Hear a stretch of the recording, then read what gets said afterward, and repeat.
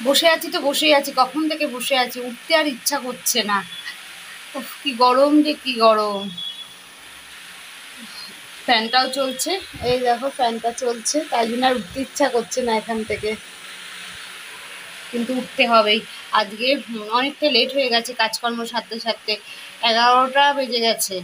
আজকে অনেক কাচাকুচি করেছি, তাই জন্যে। আর এত লেট করে কাজকর্ম মানে করতে আমার ইচ্ছাও করে না। আমার মনে হয় খুব তাড়াতাড়ি কাজকর্ম সেরে মানে করে বসে থাকবো, আমার নিজের কাজ করব।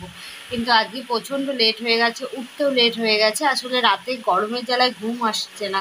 কালকে তো মানে ঘুমাতেই পারিনি, এত গরম এত গরম। আজকে তো আরো গরম পড়েছে, আর রোদগুলো মানে রোদটা দেখে আমার আর বাইরে বেরোতে ইচ্ছা করছে না। বাইরে বেরোলে অনেক কাজ আছে, অনেক কাজ, কিন্তু এত রোদে কি করে বেরোবো। কবে যে এই দিন যাবে।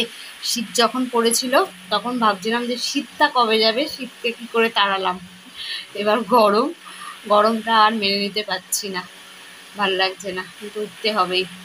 আর উঠলে পায়ে যা ব্যথা আমার, মানে এক জায়গায় কোথাও যদি বসে থাকি আমার আর উঠতে ইচ্ছা করে না, মনে হয় বসেই থাকি বসেই থাকি। সেই খেয়ে মানে ব্রেকফাস্ট করলাম, এই খানিক আগেই করলাম, করে এখানেই বসে আছি, তো বসেই আছি। একজনা এসেছিল, ওর সঙ্গে গল্প করছিলাম, ও চলে গেল, আবারও আসবে কিছুক্ষণ পরে।